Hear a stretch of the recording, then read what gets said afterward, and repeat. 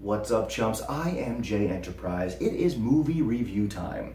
I am by no means a professional critic, just someone who loves movies and loves talking about them. I'm not going to be giving out any letter grades or star ratings. See it for yourself and be your own judge. We're going to go back now to 2008, to The Dark Knight.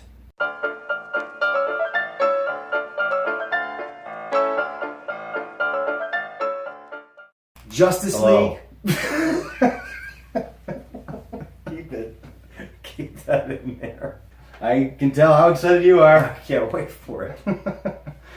Veins popping out of your Out forehead. of my forehead. It's organic. Our Batman reviews and discussions has led us now to perhaps the crown jewel of the Batman franchise. Yeah. The first movie that I ever saw twice in theaters, 4 times. The Dark Knight. Yeah. Probably one of the, from start to finish, when it comes to what I think a really good movie is, probably one of the best movies I've ever seen. I feel like this review can be the shortest one because even though I can go on and on, it's like... It's awesome. Like and subscribe. Yeah. Actually, one thing I think about is when Heath Ledger got casted and everybody freaked out. Yeah. And I remember thinking I was like 16 when he got casted, 17, and everybody was thinking like this is gonna suck. And I remember, I think I didn't like it either. I think I went, oh man, because there was weird rumors. Yeah. Robin Williams, Steve Carell, I remember were rumored, but I think those were just fan rumors. And I thought, oh, that's weird. And then you saw him, and I remember what first came out was nothing but an audio that Warner's released. It was about 10 seconds long. Went completely under the radar, because this was the movie that I think also started the viral marketing. That One of the first. One of the first for sure. They did weird stuff, like that Halloween before it came out. They did a gathering of Jokers in like Central Park in New York, and they did weird stuff like that. And I just remember like the hype was weird because people couldn't wait. At the same time, they were angry about Ledger, and then again, kind of like, you know, when you first saw Nicholson and Keaton, you see Ledger, and you're like, oh, okay. Wasn't the first image of Ledger, at least the first one I saw, it was like a very blurry image of like him looking into something. It was like a reflection. It was like a reflection of him, but you saw like a blurry version of him. It might have been something to do with the finale where he's up in the tower and he's like looking down on the fairies. It might have had to do with that scene, but I just remember for some reason that image pops in my head as one of the first like Joker images we got, where it's like you see a blurry Heath Ledger and you see the reflection. You can kind of make out the green and the red. It was something like that, and then I remember Hot Topic carried the first official shirt like a year before it came out. Really? And it was a real deal shirt. Or it was very far in advance. I remember getting it right away. How much? It was, like how spoilerific was it? It was literally this. Okay. And it was him almost looking down at you. And it was a zoom in on his face. It was an official shirt. It was Hot Topic. And I remember thinking that was my first actual shot of his face up close. Hot Topic, sponsor him. Love it. I like that they made it look like he applied his own makeup. Yep, it was sloppy looking. Yep, he had some on his coat, I think. But the fact that it wasn't perfect looking, he postured weirdly. You know, he obviously the stuff he did with his mouth. I love the fact that they didn't do an origin. They actually said they couldn't find anything on him. They said his clothes were custom, no name, no ID, nothing. He kind of gave you a look into his origin without confirming what it was. Anytime he talked about the scars, he gave a different answer. Yep. There is a common denominator with Joker about his origin. One thing is given away if you pay enough attention, is that there is something with his father. There's daddy issues, and they don't explore it, and I kind of like that. That they just kind of make you think, oh, wait a minute. But they don't confirm anything about this man. Ledger's performance was great, no doubt. One thing that I'm not a fan of is his laugh, because he really doesn't laugh. He does a lot of cackling and ha, ha, ha, ha. At the end of the movie, you hear him. I feel like his best laugh is during the interrogation scene. When he's down on the ground and Batman just starts pummeling him and he gets up, his head's like up against the wall, and he gives out this really, really good laugh.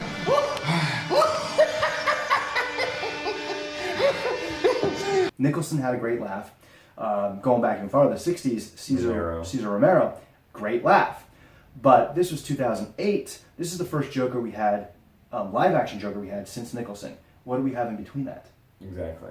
The animated series. Yeah. We had Mark Hamill deliver probably the greatest Joker laugh in history. And he had to because it was animated. Absolutely. You obviously need to beef up the whole voice element because there is no physicality from Hamill. Maybe it was more of an expectation on my end, but because I felt like we never got that really true, long, extended psychotic laugh. But that's just Ledger doing his own version. I was okay perfectly with respectable. it. Yeah, I was okay with it, and he pulled a lot from Alex from A Clockwork Orange. Mm-hmm. That's like confirmed. Mm-hmm. There's a video, if you find it, of Heath Ledger's dad going through the diary he kept and the journal and scrapbook when he formed the character. And when you go through, you see pictures of Malcolm McDowell, right? Mm-hmm. You see pictures of the actor who played Alex in A Clockwork Orange, and if you see A Clockwork Orange and watch Dark Knight, then you're like, oh, okay, makes a lot of sense. And what he did for that role, locking himself in a hotel room for up to 30 days, doing all the facials, the guy, to me, owned that role. Yep. And I will say that I don't think he got that Academy Award because he died.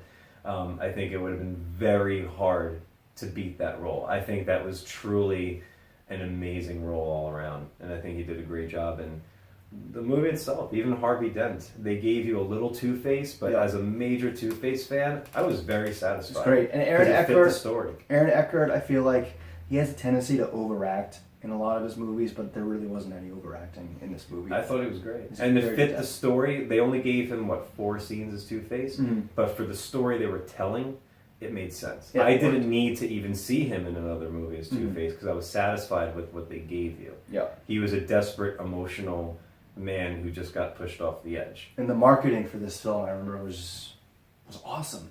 It was one of the most memorable marketing aspects. It was one of the simplest. It was like the three faces of Joker, Batman, and Dent. Dent had like the I Believe in Harvey Dent, and like it was like conveniently covering up. It was like little stuff. You go to the movies and you gotta wait months for Dark Knight. And you see like the big poster, and you're just like, ah. I still have the posters on my wall from the Dark Knight. I've got a few of them. Yeah, very like iconic to me. Heath drawing "Why So Serious in Blood." I have that one behind a glassy. It's like a foggy window, and it had creepy elements to it. Yep. Even the fact that he made a torture video in the movie, and then he swung a guy of his dead body hanging from his neck, which Ledger directed himself. The torture, the handycam torture videos. Yeah. Nolan gave Ledger pretty much free reins on that. And one thing that Ledger did that to me is like probably my favorite behind the scenes element about that film, and it's a huge kudos to Ledger, and it's probably saved Warner Brothers, I think, tens or hundreds of thousands of dollars, is when they blew up Gotham General. That was a real hospital that had since been abandoned, and they got the permission, so there was no CGI or a set to legitimately implode that hospital. Yep. And that scene went wrong. What you see in the movie is the one take, because they can only do it in one take, and when Joker's walking out of the hospital and he's doing that awkward walk in the nurse's outfit and he hits the detonator, in real life it was supposed to go off then. Yep. And he gets into the bus, it doesn't go off. Heath Ledger is smart enough to know, okay, if I just say what happened and then it goes off a second later, we wasted the whole day. That probably would have affected a lot in terms of the shooting. Again, a lot of budget. But he kind of knew, okay, maybe it's on a delay, so he kept playing with the trigger, threw his arms in the air, and then it exploded. Yep. And that was a natural reaction out of him, too, when it finally went up. And he jumped. That was a natural, that scene itself, you're watching in a weird way an outtake. Yeah. That made that scene even better. Yep. Because I remember people laughing at his reaction in the theater. When he throws his hands in the air and he's just smacking the detonator, made the scene better. I remember people laughing at that, and then it goes off like it... Yep. Just came together beautifully. You saw the bat cycle in this movie. Bat pod. I saw the movie twice. First time was opening night and I saw it in IMAX, but the memories I have, I remember the bat pod scene. The place cheered, it erupted in cheers when it popped out of the tumbler. When Rachel blew up, that was like at that moment I was like, holy crap. Yeah. This movie is pulling no punches. No, because you didn't see that. This is insane that they just killed off a major character. Yeah. Another scene that I remember, or an experience that I remember while watching it, is when Gordon died.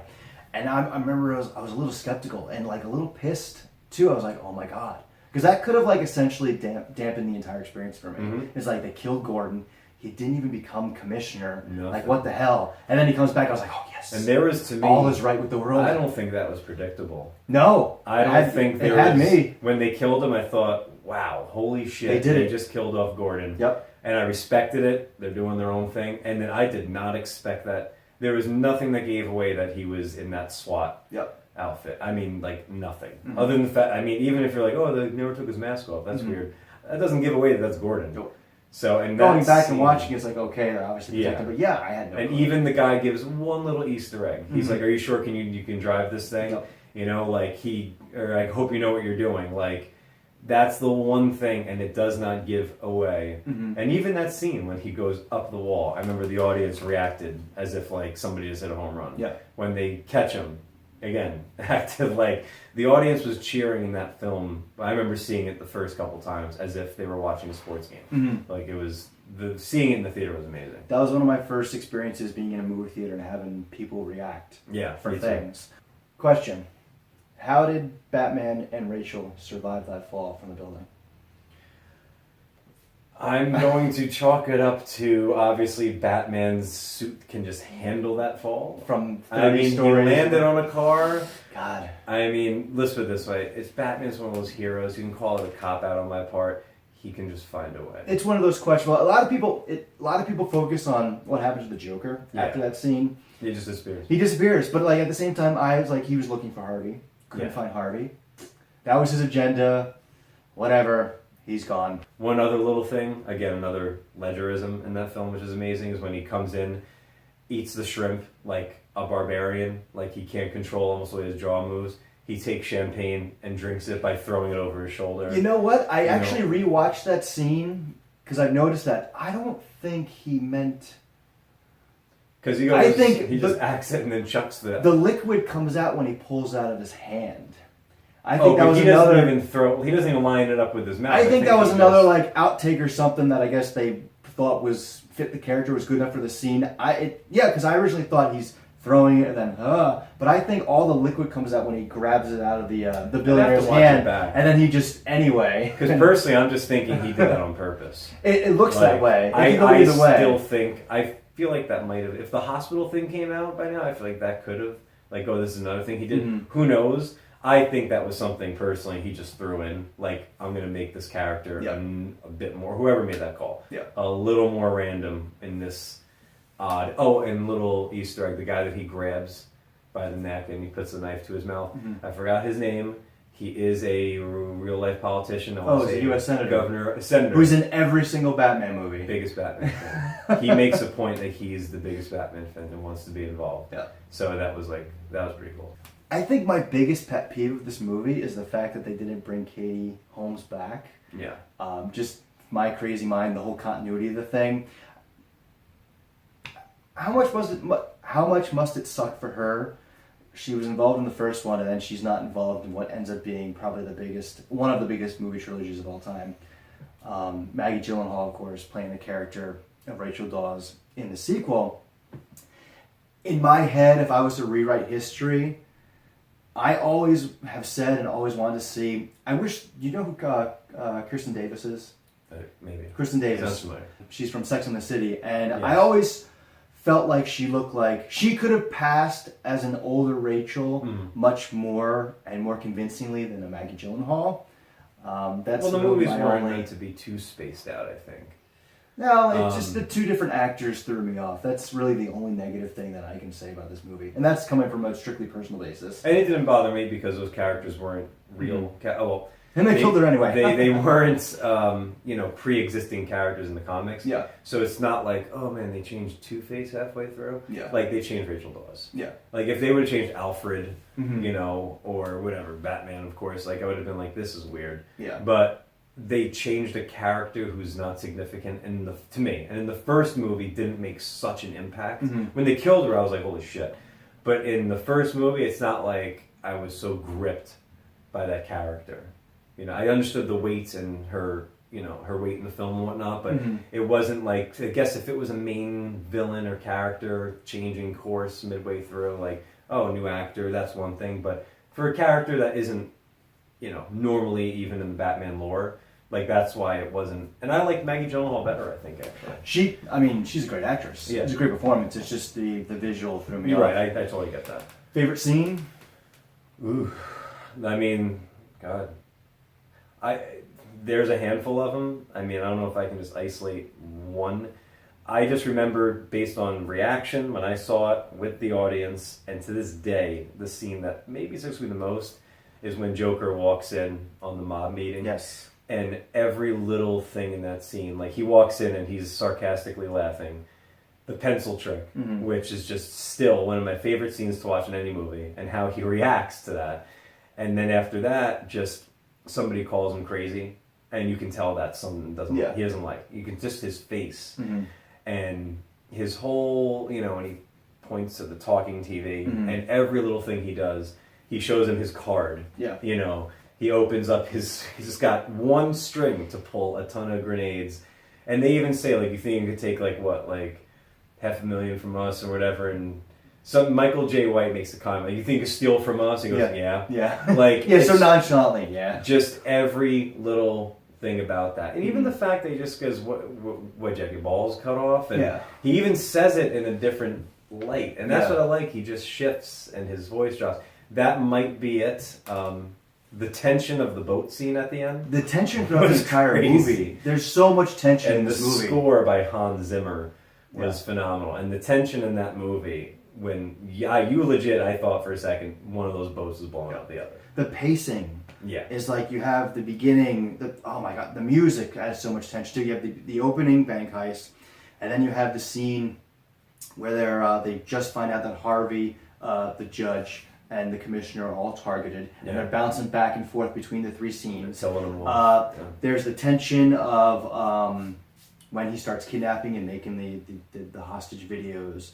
There's the whole hospital debacle. What's your favorite scene? My favorite, I want to say pencil trick for me. The first thing that popped in my head, actually, I don't know if it's my favorite, but the speech that Joker gives at the end when he's hanging upside down is unbelievable, and I think really captures, like, they nailed the relationship between Batman and Joker. Well, he says to him, he says, I think you and me are destined to do this forever. Yeah. And it's captured, and even the scene, like, he sums it up. He goes, you can't kill me because of, your morals, essentially. And he goes, and I can't kill you because you're just too much fun. Yeah. And that's essentially Joker. He loves Batman. Lego Batman covered it, Like, that's essentially the relationship. Is Batman won't kill him, but, by not killing him, he's essentially killing a lot more. Yep. And Joker can't kill him because he loves having Batman around. And I think that also added to one of my issues with the 89 Batman, talking about the Hollywood cliches. They had to kill the villain in that. It's Batman in his rookie year. Joker was just introduced, but then they kill him off. Right. In The Dark Knight, they fully realize and respect that Joker and Batman are essentially they're in an immortal clash that's going to carry on, and they're the yin to the other's yang. They even say the immovable object and even more. The irresistible force. I always enjoy discussing and talking about the 2008 masterpiece that is The Dark Knight. One more to go in the Nolan franchise. Yep. Are you on social media? Yeah. It's in the description box. Check it find out. Me. I don't feel like saying it. Find him. If you were entertained by this video, please find your way to the like and subscribe buttons. Yeah, do that or I'll come find you.